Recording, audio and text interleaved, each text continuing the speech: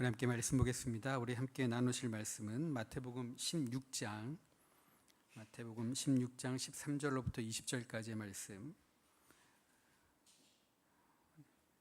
우리 먼저 개역개정으로 한 절씩 교독하겠습니다. 마태복음 16장 13절로부터 20절까지 말씀, 개역개정 말씀 먼저 한 절씩 교독합니다.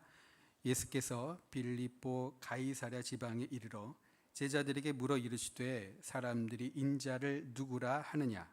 이르되 더러는 세례 요한, 더러는 엘리야, 어떤 이는 예레미야나 선지자 중에 하나라 하나이다. 이르시되 너희는 나를 누구라 하느냐? 시몬 베드로가 대답하여 이르되 주는 그리스도시요 살아계신 하나님의 아들이시니이다. 예수께서 대답하여 이르시되 바요나 시몬아 내가 복이 있도다. 이를 내게 알게 한 이는 혈육이 아니요 하늘에 계신 내 아버지시니라. 또 내가 네게 이르노니 너는 베드로라. 내가 이 반석 위에 내 교회를 세우리니 음부의 권세가 이기지 못하리라. 내가 천국 열쇠를 내게 주리니 내가 땅에서 무엇이든지 매면 하늘에서도 매일 것이요 내가 땅에서 무엇이든지 풀면 하늘에서도 풀리리라 하시고, 이에 제자들에게 경고하사 자기가 그리스도인인 것을 아무에게도 이르지 말라 하시니라. 아멘. 세 번역으로 함께 읽습니다. 제가 먼저 읽습니다. 예수께서 빌립보의 가이사랴 지방에 이르러서 제자들에게 물으셨다. 사람들이 인자를 누구라고 하느냐? 제자들이 대답하였다. 세례자 요한이라고 하는 사람들도 있고 엘리야라고 하는 사람들도 있고 예레미야나 예언자들 가운데 한 분이라고 하는 사람들도 있습니다. 예수께서 그들에게 물으셨다. 그러면 너희는 나를 누구라고 하느냐? 시몬 베드로가 대답하였다. 선생님은 살아계신 하나님의 아들 그리스도십니다. 예수께서 그에게 말씀하셨다. 시몬 바요나야, 너는 복이 있다. 너에게 이것을 알려주신 분은 사람이 아니라 하늘에 계신 나의 아버지시라. 나도 너에게 말한다. 너는 베드로다. 나는 이 반석 위에다가 내 교회를 세우겠다. 죽음의 문들이 그것을 이기지 못할 것이다. 내가 너에게 하늘나라의 열쇠를 주겠다. 내가 무엇이든지 땅에서 매면 하늘에서도 매일 것이요 땅에서 풀면 하늘에서도 풀릴 것이다. 그때 예수께서 제자들에게 엄명하시기를 자기가 그리스도라는 것을 아무에게도 말하지 말라고 하셨다. 아멘. 앞뒤 좌우 한번 바라보시면서 서로 인사할까요? 주님의 이름으로 사랑합니다. 우리.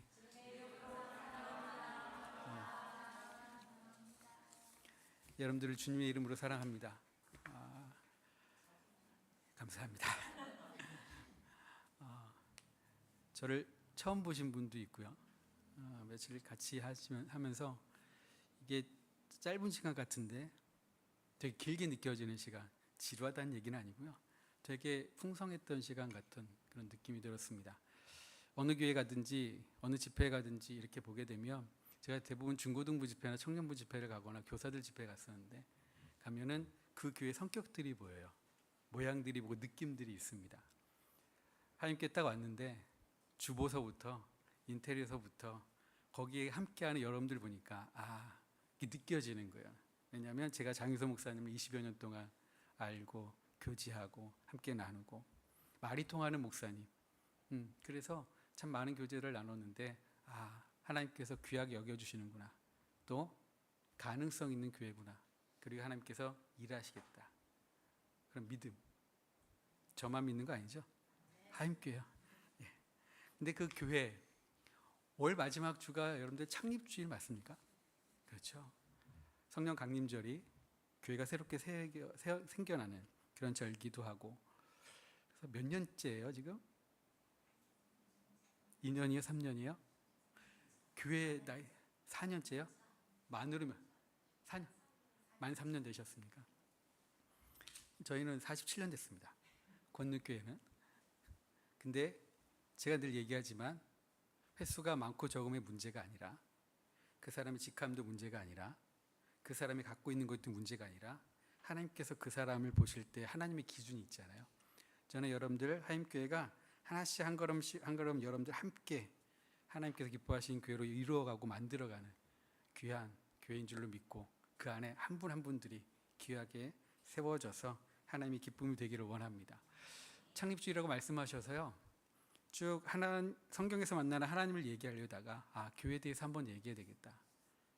그런 마음이 들어서 원래 제목은 성경에서 만나는 교회이고요. 근데 그 교회 중에 한 마태복음 16장 말씀을 통해서 반석위에 세운 교회에 대해서 함께 말씀을 나눠보려고 합니다. 한번 질문 던져볼게요. 교회는 어떤 곳입니까? 교회는 무엇이죠? 그 교회는 무엇인가에 대한 생각들이 있으시죠? 여러분들 지금 말씀 안 하셔도 속으로는 다 생각하고 계신 거죠?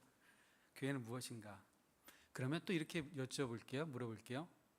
하나님은 왜 교회를 세우셨죠? 예수님은 왜 교회를 세우셨을까요? Why? 물어보자고요.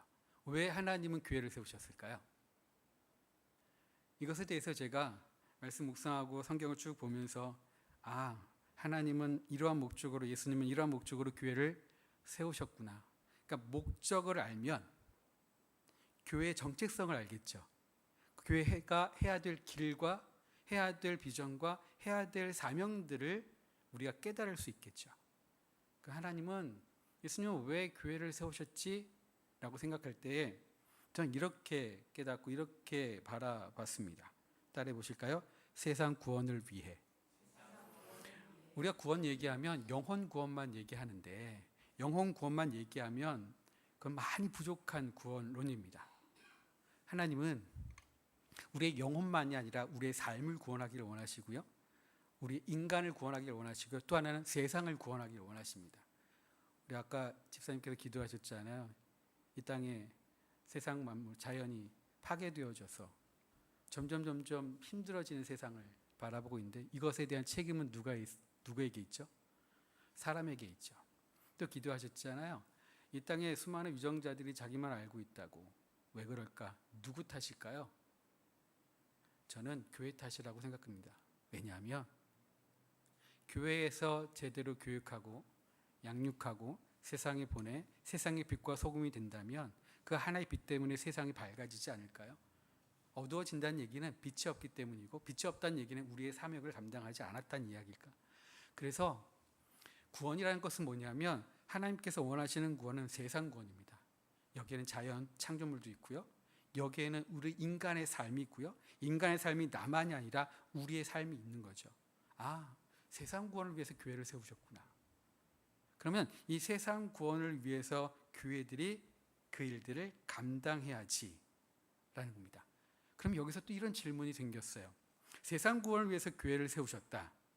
그러면 구원에 대한 이해가 있어야 교회에 대한 이해가 있겠지. 다른 말로 구원에 대한 바른 이해가 있을 때에 교회에 대한 바른 이해가 있겠다. 왜? 세상 구원을 위해서 교회를 세우셨다며. 다른 말로 구원론에 대해서 정확하게 잘 우리가 정리가 되어지고 새겨져야지 교회를 바라보고 교회의 목적과 교회를 향한 하나님의 마음들을 우리들이 깨달아서 그 목적과 정체성에 맞춰서 교회를 아름답게 섬길 수 있지 않을까? 라는 겁니다. 함께 말씀을 이틀 동안 나누면서 구원은 이겁니다라고 짤막하게 한번 얘기한 적이 있습니다. 우리는 생각하면, 저도 모태신앙인데 어렸을 때부터 배웠던 게 뭐냐면, 구원은 이 땅에서 예수님을 구세주로 믿고 고백하면 우리의 모든 죄를 사해 주시고, 자, 그러면 이제 우리는 구원받았고, 구원받은 우리들은 죽으면 천국 가는 거야. 이렇게 배웠습니다. 얼마나 어렸을 때부터 각인시켜 놨을까요? 근데 제 안에 저는 약간 좀 못된 성질이 있어서 있는 그대로 잘 받아들이지를 못하겠는 거예요. 왜? 뭔데? 그러면 교회라는 공동체는 구원받았다고 하는 사람들이 모여있는 공동체? 그러면 이 교회의 목적은 세상 구원이 아니라 구원받은 사람들이 모여있는 친교단체인가? 이런 생각, 약간의 좀 삐딱한 생각들이 들었죠. 그러면 구원이란 뭐지? 구원받았다라고 단정해? 진짜? 구원은 누가 주시는 건데요? 하나님이. 근데 내가 구원받았대요. 이게 맞나? 직접 들었나? 근데 그 안에 뭘 가지래요? 구원에 뭘 가지래요? 확신을 가지라고 얘기하잖아요. 근데 여러분들 확신을 갖다가 되게 위험한 순간들이 많이 있습니다. 확신신앙 때문에. 이단들은 확신이 없을까요? 우리보다 더 확신할걸요?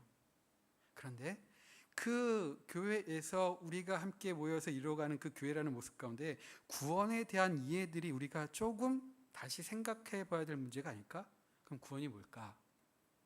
구원은 우리가 죽어서 천국 가는 거 맞습니다. 그것이 아니라는 말씀이 아니라 그걸로만 머물러 있으면 안 된다는 거고, 그러면 어떻게 될까? 그러면 내가 예수님을 구세주로 그리스도로 고백한 우리들이, 하나님의 자녀가 된 우리들이, 예수님의 제자가 된 우리들이 이제 우리의 삶이 옛 삶에서 새로운 삶으로 뭐가 되어지는 게 구원이다? 변화되어지는 게 구원 아닌가?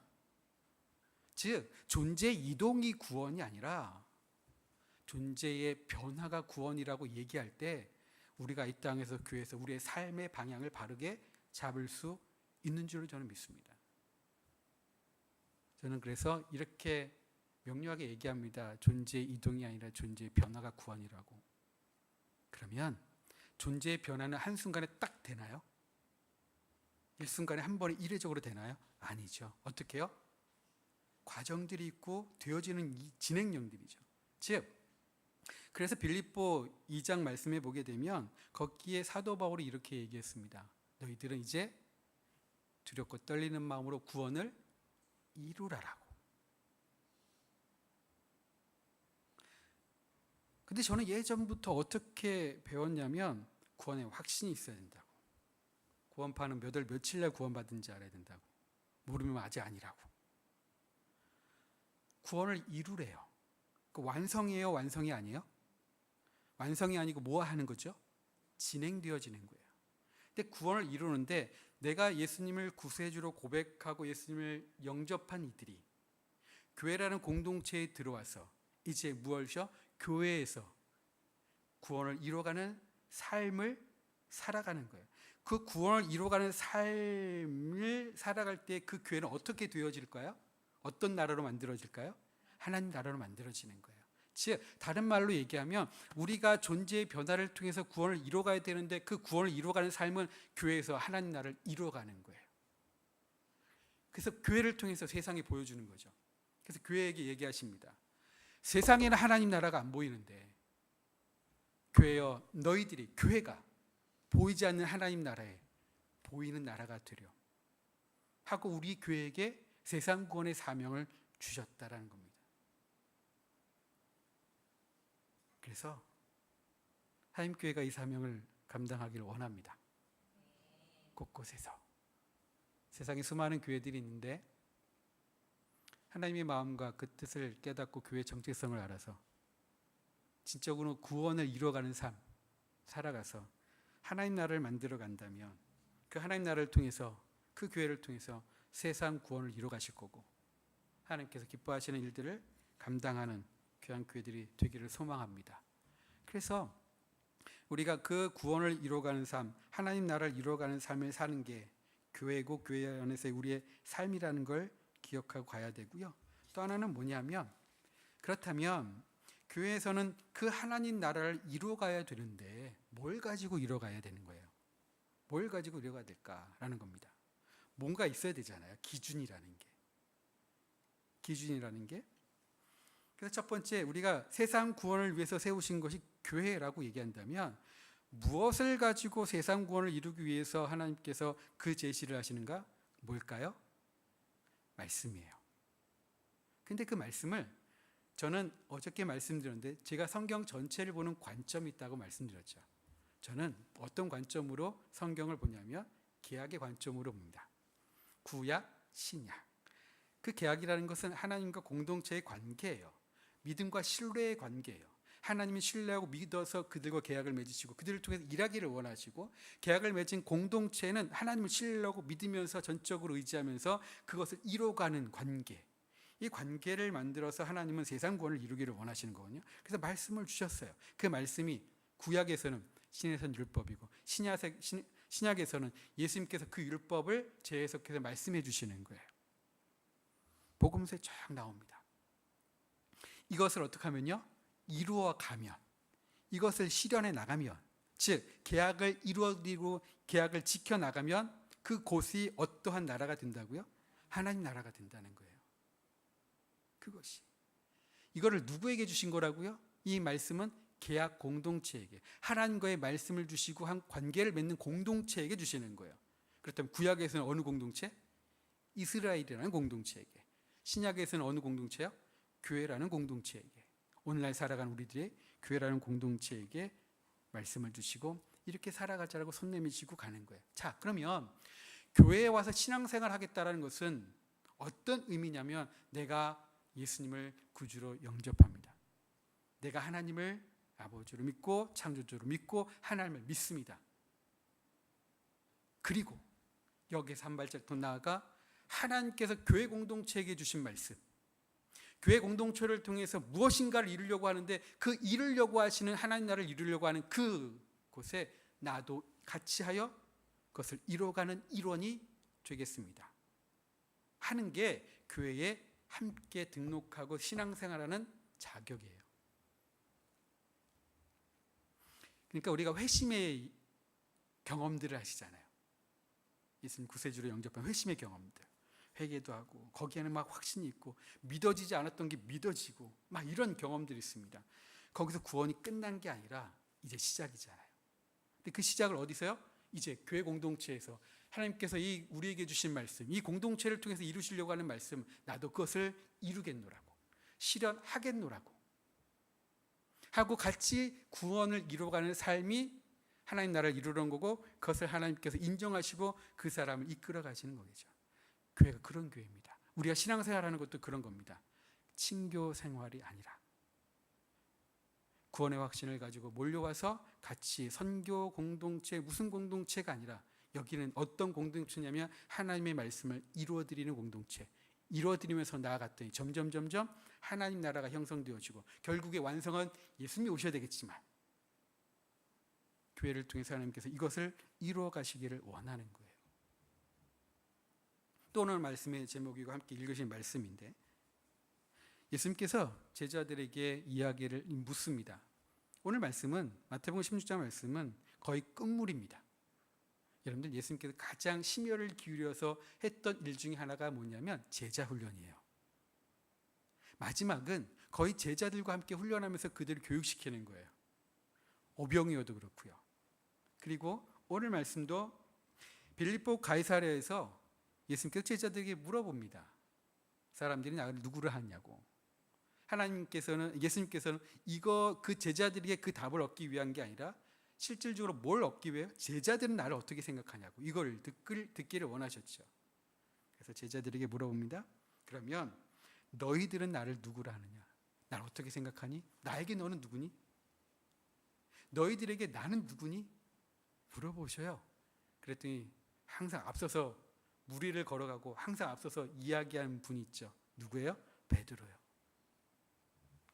베드로가 뭐라고 고백합니까? 다 아시죠? 함께 고백해 볼까요?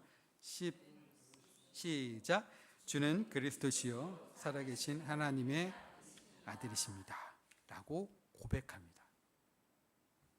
와, 그랬더니 예수님께서 어마어마하게 칭찬해 주십니다. 그 칭찬의 내용 중에 18절을 읽어볼까요? 같이 읽어보겠습니다. 시작. 또 내가 네게 이르노니 너는 베드로라. 내가 이 반석 위에 교회를 세우리니 음부의 권세가 이기지 못하리라 라고 말씀하시네요. 교회를 어디 위에 세워주신다고요? 반석. 이 반석이 뭔데요? 페트라. 페트라는 베드로예요. 그럼 베드로라는 사람 위에 세우신다는 걸까요? 베드로가 고백한 게 뭐라고요? 주는 그리스도시요 살아계신 하나님의 아들이십니다라고 베드로가 고백했어요. 반석 위에 세운다는 얘기는 베드로 위에 세우는 게 아니라 베드로의 믿음의 고백, 신앙의 고백 위에 교회를 세우겠다. 이러한 고백을 하는 이들 위에 교회를 세우겠다고 말씀하시는 거죠. 이렇게 세운 교회는 와 진짜 은혜인데 어떤 은혜를 주시냐면 음부의 권세가 이기지 못하리라.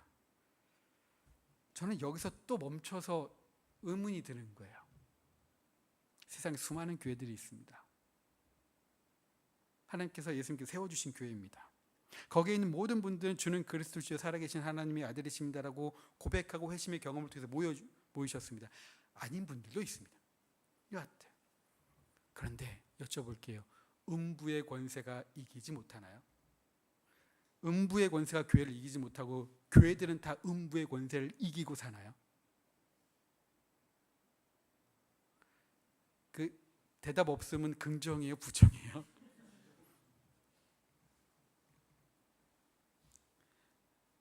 교회들을 바라보면 잘 싸우는 교회들도 있습니다. 음부의 권세와 잘 싸워서 이기는 교회들도 있습니다. 그런데 저는 목사이고 친구들과 선배, 후배 이렇게 모여서 이야기하거나 여러 이야기를 듣게 되면 뭐지? 왜 그러지? 교회가 왜 그래? 이런 이야기를 들을 때도 있습니다. 그런데 성경에서는 분명히 약속해 주셨잖아요. 예수님께서 반석 위에 세운 교회, 그 교회 음부의 권세가 이기지 못하도록 세워주겠다고. 근데 오늘날 현실을 바라보면 자꾸 흔들려요. 음부의 권세가 이겨요? 교회가 이겨요? 이렇게 놓고 보면 때는 교회가 망칠 때가 있지 않나요? 왜 그러지?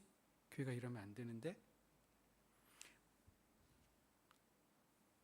저를 놓고 목사가 이러면 안 되는데 이런 것들이 많이 보여요. 여러분들 사단이 제일 잘하는 게 뭔지 아십니까? 사단이 잘하는 특기들이 있어요. 한번 생각해 보세요. 말씀해 보실래요? 사단이 잘하는 거. 안 경험해 보셨어요? 사단이 잘하는 게 뭐가 있을까요? 제가 사단하고 싸울 때가 어느 때냐면 제가 뭔가에 대해서 열등감을 가질 때예요. 그러면 이 사단은요 자꾸 나에게 뭔가 이렇게 존재감을 높여주면서 좋은 말로 존재감이요. 자꾸 뭐 하라고 얘기하냐면 괜찮아. 너만한 애가 어디 있어? 너 잘 알잖아. 뭐 하잖아 하고 자꾸 저를 어떻게 해주냐면 띄워줘요. 사단은 이렇게 하는 거구나. 자꾸 우리를 높이는구나. 높여서 무엇하도록 만들어요. 하나님은 기역자도 싫어하시는데 그 기역자의 초성인데 뭐예요? 교만하는 거 너무 싫어하세요. 근데 사단은 어떻게 해요? 자꾸 높아지래요. 선악과를 보여주면서 이거 먹어. 그러면 너 하나님처럼 될 거야. 높아지라는 얘기예요. 거기에 우리가 늘 경계하고 무엇 해야 되냐면 아니야. 하나님이 어느 곳에 계시냐면 높은 곳에 계시는 게 아니라 하나님은 낮고 낮은 곳에 계셔서 우리를 섬기시는 분인데 내가 낮아져야 하나님을 만날 수 있는데 그러려면 교만이 아니라 겸손해야 되겠다. 늘 이것을 나를 경계하고 생각하고 기도하면서 나의 시선을 자꾸 밑으로 내려야 돼요.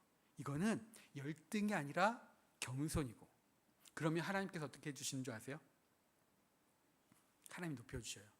그때 내가 교만하지 않고 당당할 수 있어요. 그래서 교만과 열등은 같은 거예요. 그런데 거기에 겸손과 당당함은 또 같은 거예요. 하나님 우리에게 원하시는 건 겸손과 당당함이에요. 세상에. 사단은 자꾸 뭐라고 얘기하냐면 높아지라고 얘기해요. 또 하나는 기가 막히게 속이더라고요. 사단이 가장 잘하는 것 중에 하나가 뭐냐면 우리를 속이는 겁니다. 여러분들 안 속아 보셨습니까? 덤덤하시네요. 별 경험이 없으신가요?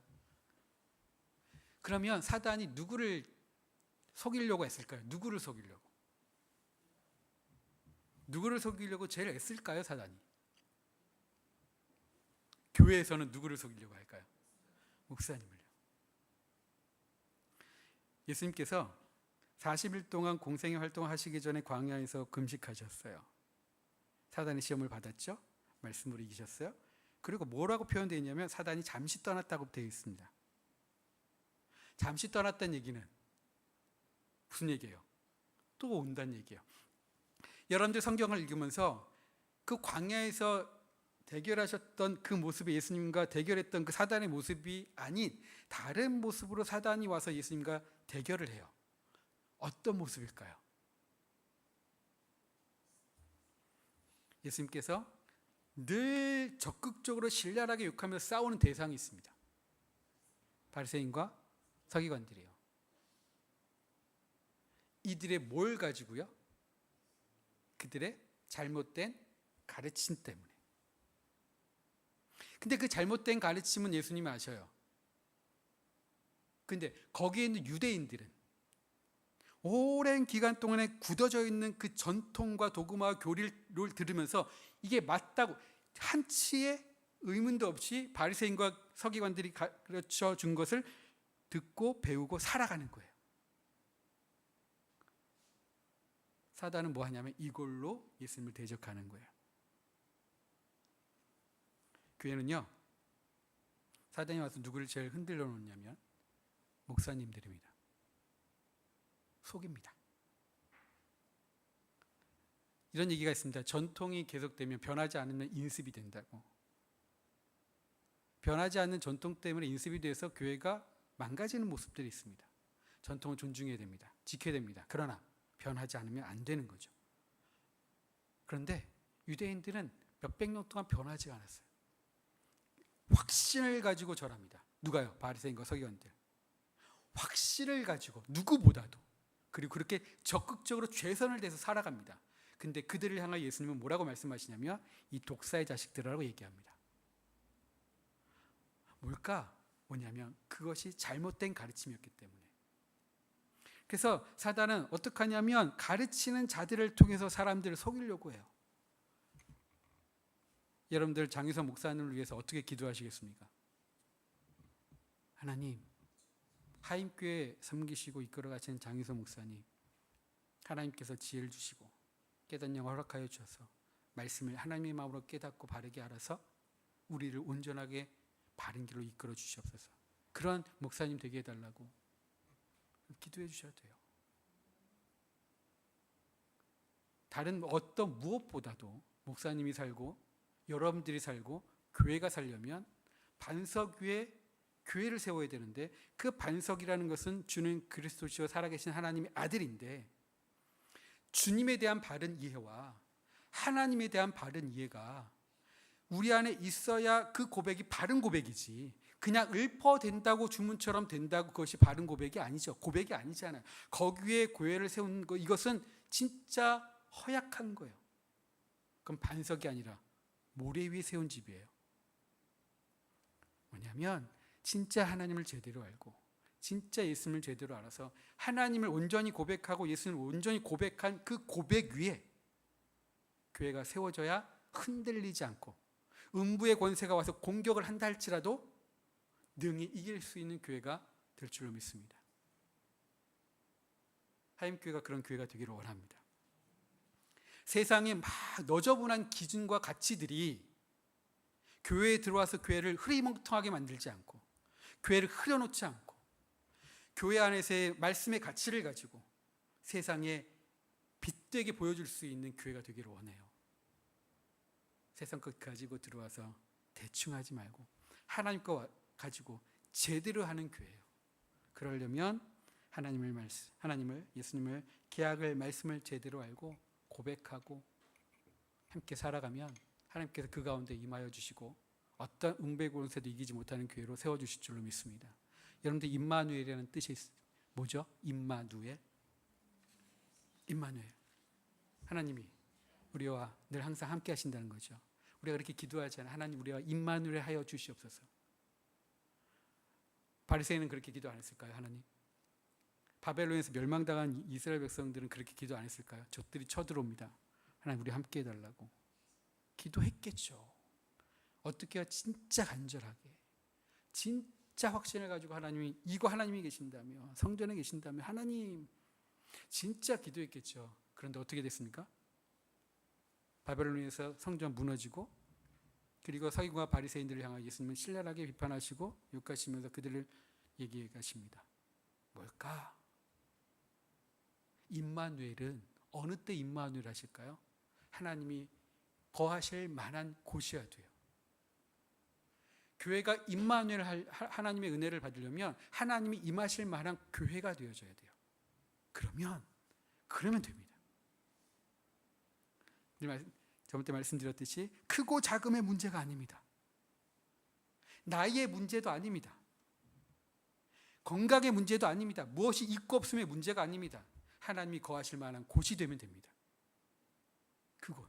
그것이 모세가 하나님을 만났던 호렙산, 거기에 신이 임할 거라는 것은 어느 누구도 생각하지 못합니다. 신은 어디에 있어야 되냐면 신전에서요. 너무 휘황찬란한 그 신전에서 하나님, 신을 만난다고 생각합니다. 그런데 하나님 어디서 만나주셨어요? 호렙산에서요. 그리고 이것이 거룩한 땅이래요. 누가 계시니까? 하나님이 계시니까. 너와 나 사이에 이 거룩한 땅이라는 것은 내가 있기에, 네가 너와 나가 함께 있기에 이것이 거룩한 땅이야. 거룩한 땅을 하나님께서 모세가 찾아온 게 아니라 하나님이 찾아가셔서 만나주신 거 아닐까요? 그렇게 만나주셨어요. 하임교회가 거룩한 땅이기를 소망합니다. 땅이고요. 그럼 하나님 임하시잖아요. 임마누엘의 은혜와 복이 임하게 되고, 그러면 하나님이 완성해 주실 줄로 믿어요. 우리가 해야 될 게 있죠. 그래서 이렇게 얘기합니다. 우리의 100%의 노력과 하나님의 100%의 은혜가 있어야 그 일이 완성이 된다고.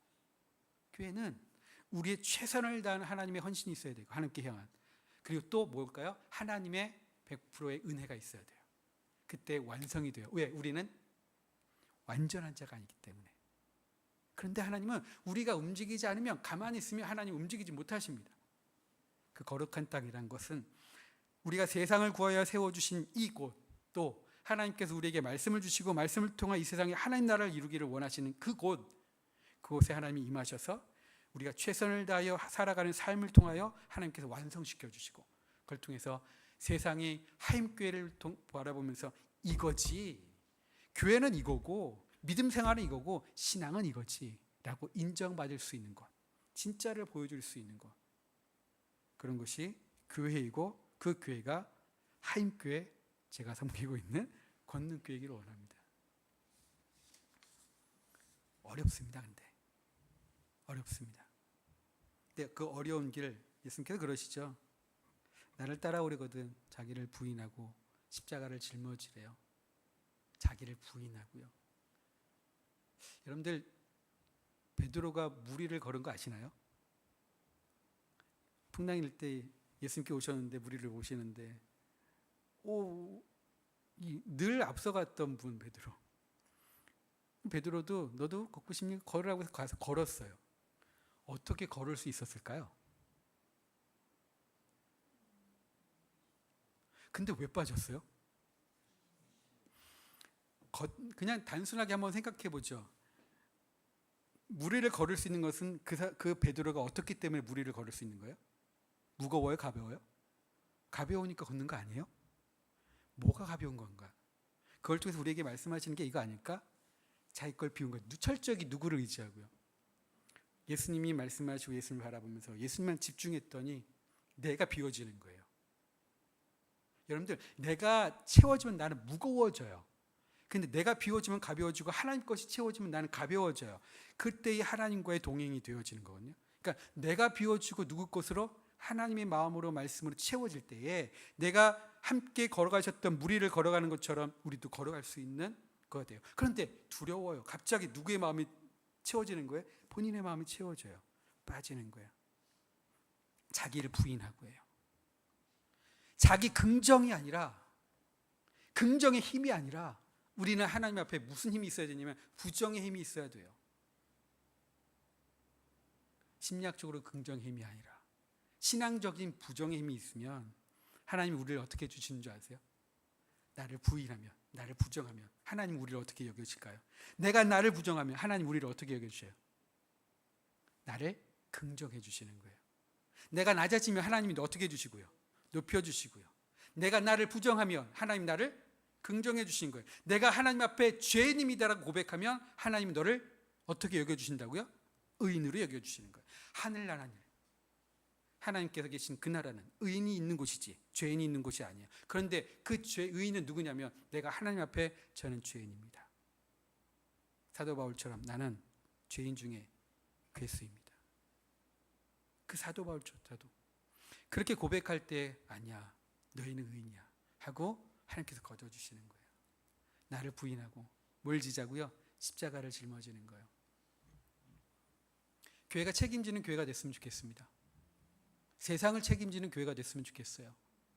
세상을 향하여 저희 쇳덩어리들 저러니까 그렇지 우리는 구원의 방주, 너의 구원의 방주에 있고 너희들은 구원의 방주 밖에 있잖아. 야 빨리 타, 빨리 타. 구원의 방주에 타, 그게 구원받아. 이렇게 선포하는 책임 없는 자들이 아니라 세상에 들어가 진짜를 보여주고 교회가 세상에 진짜를 보여주면서 구원의 길은 이거야 하고 손을 잡고 같이 갈 수 있는 사람들, 그런 공동체, 그런 사람들 하나님께서 원하실 거예요. 그런 사람들을 찾으시겠죠. 그런 사람이 아브라함이었고 그 사람이 모세였습니다. 여러분들, 그런 한 사람들이 모여 하나님을 온전히 고백하고 예수님을 온전히 고백하고 고백 위에 세워진 교회가 하나님께서 멋지게 사용하시는 교회라는 거 기억하고 나아가시는 우리 모두가 되기를 소망합니다.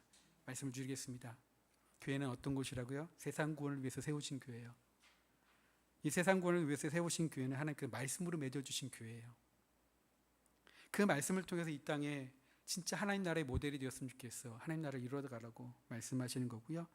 그렇게 바르게 고백하고 바르게 나아가는 교회는 반석 위에 세워주실 것이고 또 음부의 권세가 이기지 못하는 교회로 세워줄 줄로 믿습니다.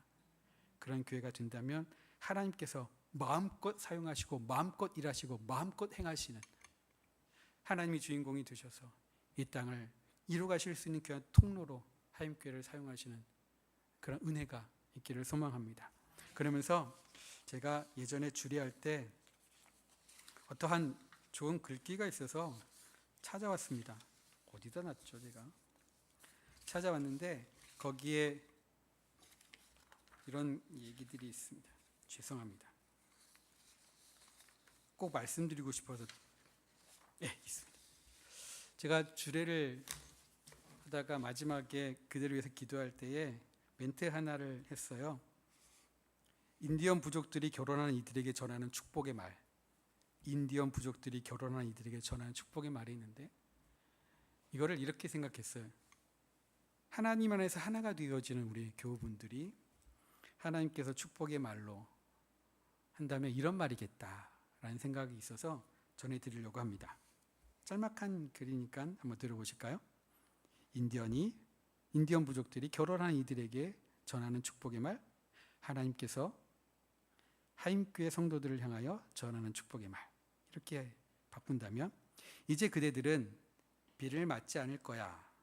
서로가 서로에게 피신처가 될 것이니까. 이제 그대들은 춥지 않을 거야. 서로가 서로에게 온기가 될 테니까. 이제 그대들은 외롭지 않을 거야.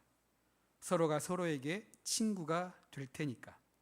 이제 그대들은 두려움이 없을 거야. 서로가 서로에게 힘이 될 테니까. 이제 그대들은 슬프지 않을 거야. 서로가 서로에게 기쁨이 될 테니까. 이제 그대들은 두 사람이 아닌 한 사람이 되었으니 그대들의 삶이 하나가 되기를 축복하노라. 이렇게 끝나더라고요. 근데 거기에 이 신랑 신부에게 제가 한 가지 더 붙였어요. 여기에 제가 한 가지 더 붙입니다. 이제 신랑 신부 그대들은 살다가 절망하지 않을 거야. 하나님이 그대들의 삶의 소망이 되어줄 테니까. 이제 하임교회 성도들은 절대로 절망하지 않을 겁니다. 왜냐하면 하임교회 성도들에게 하나님이 그들 여러분들에게 삶의 소망을 주시기 때문이겠죠.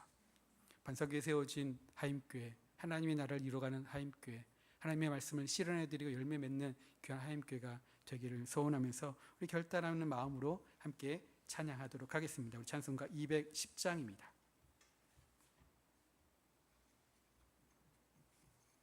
찬송가 210장